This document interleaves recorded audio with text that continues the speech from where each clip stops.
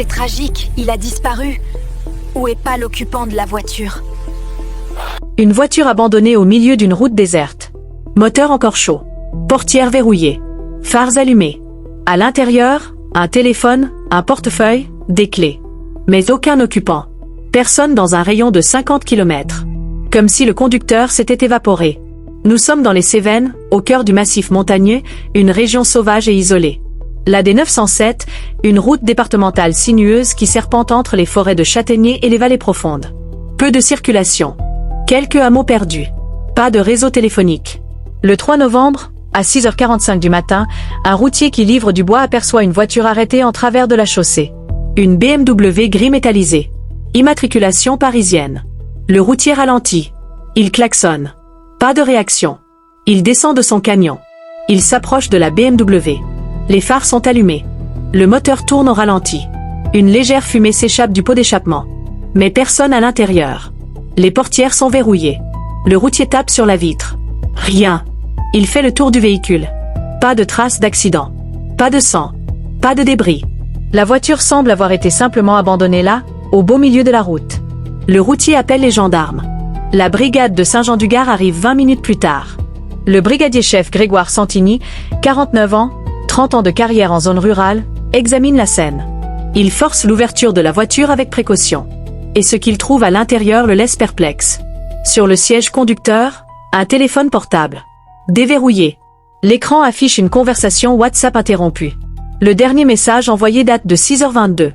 J'arrive dans 30 minutes. Dans le vide-poche, un portefeuille en cuir. Papier d'identité. Permis de conduire.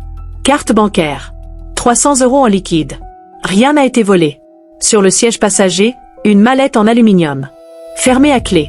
Sur la banquette arrière, une valise. Des vêtements d'homme. Des chemises repassées. Des chaussures de ville. Santini vérifie les papiers. Le propriétaire de la voiture s'appelle Lucas Ferrand. 41 ans. Adresse à Paris, 16e arrondissement. Profession, consultant financier. La voiture est bien immatriculée à son nom. Mais de Lucas Ferrand, aucune trace. Les gendarmes fouillent les environs. La forêt dense de chaque côté de la route. Les ravins. Les sous-bois. Ils appellent des renforts. Une équipe cynophile arrive avec des chiens.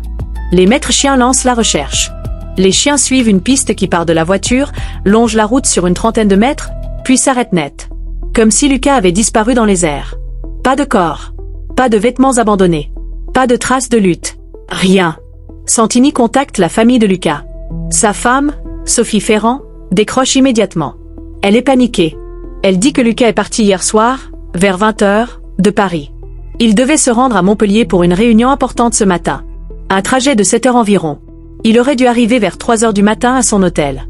Mais il n'est jamais arrivé. Elle a essayé de l'appeler toute la nuit. Pas de réponse. Et maintenant, les gendarmes lui disent qu'on a retrouvé sa voiture abandonnée en pleine montagne. Sophie hurle. Elle pleure. Elle dit que ce n'est pas possible. Que Lucas ne ferait jamais ça. Qu'il ne l'aurait jamais abandonnée, elle et leurs 2 enfants. Santini demande à Sophie si Lucas avait des ennemis. Des problèmes. Des dettes. Sophie hésite. Puis elle avoue que oui. Lucas travaillait pour une société de conseil en investissement. Une grosse boîte. Mais il y a 6 mois, il a été impliqué dans une affaire délicate. Un client avait perdu plusieurs millions d'euros suite à des conseils douteux.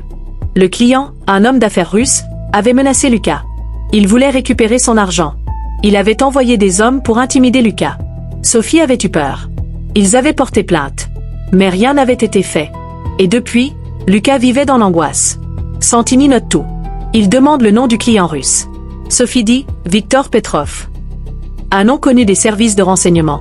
Victor Petrov, oligarque, fortune douteuse, lien avec le crime organisé. Un homme dangereux. Mais tu vas voir, rien n'est aussi simple qu'il n'y paraît. Les gendarmes fouillent le téléphone de Lucas. Les messages. Les appels. Les emails. Et ils découvrent quelque chose d'étrange. La veille de sa disparition, Lucas a reçu un appel d'un numéro masqué. L'appel a duré 3 minutes. Impossible de savoir qui a appelé. Mais juste après cet appel, Lucas a envoyé un message à sa femme. « Ne t'inquiète pas. Je dois régler quelque chose. Je t'expliquerai. » Sophie dit qu'elle n'a pas compris ce message. Qu'elle a pensé qu'il parlait de son travail. Ensuite, les gendarmes analysent le GPS de la voiture. Le trajet de Lucas est enregistré. Il a bien quitté Paris à 20h.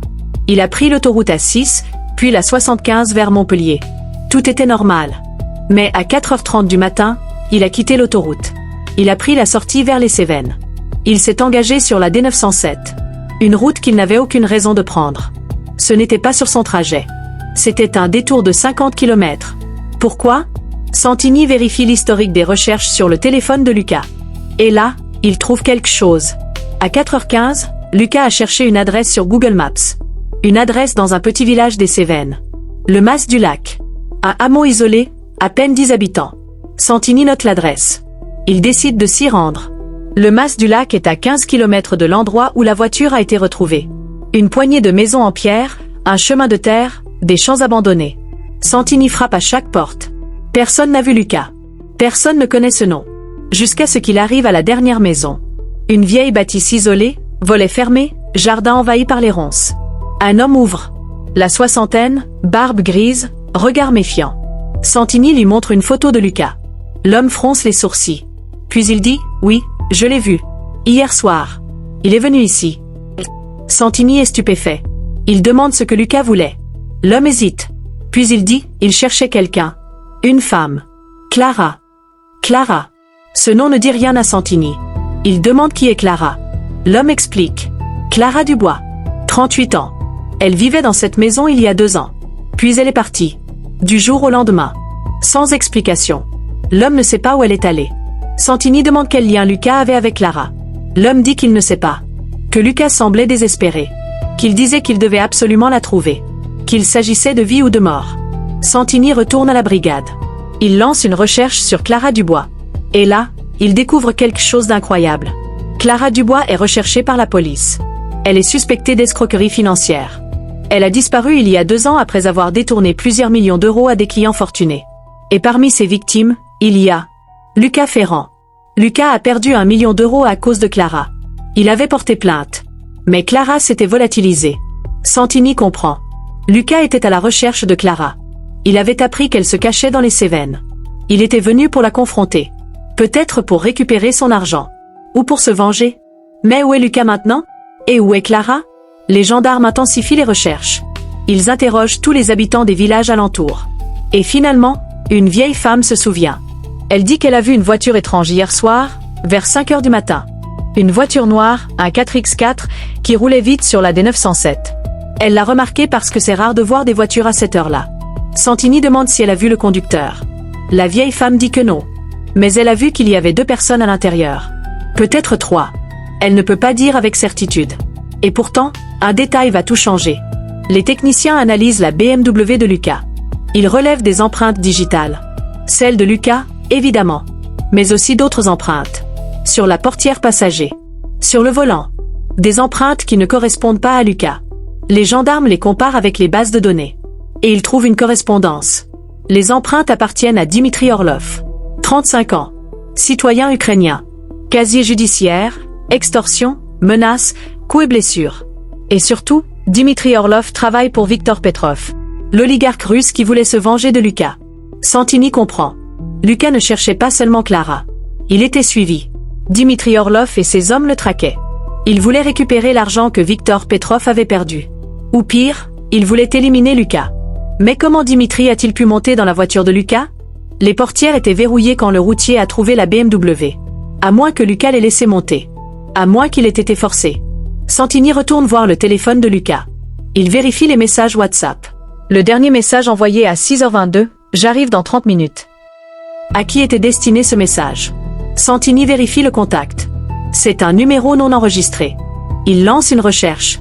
Le numéro appartient à une carte SIM prépayée. Impossible à tracer.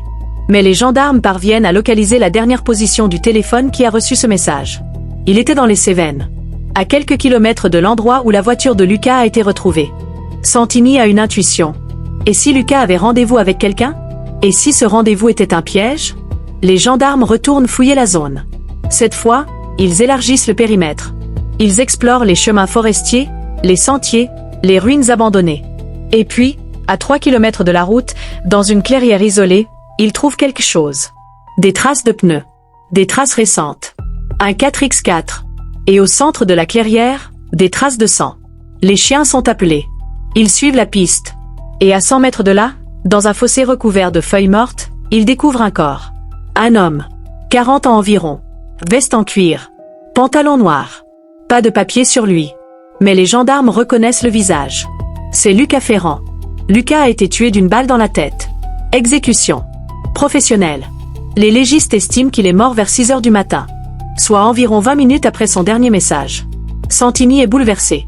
Lucas a été attiré dans un piège. Il pensait avoir rendez-vous avec quelqu'un qui pouvait l'aider à retrouver Clara. Mais en réalité, c'était Dimitri Orlov qui l'attendait. Dimitri l'a forcé à descendre de sa voiture. Il l'a emmené dans la clairière. Et il l'a tué. Mais pourquoi?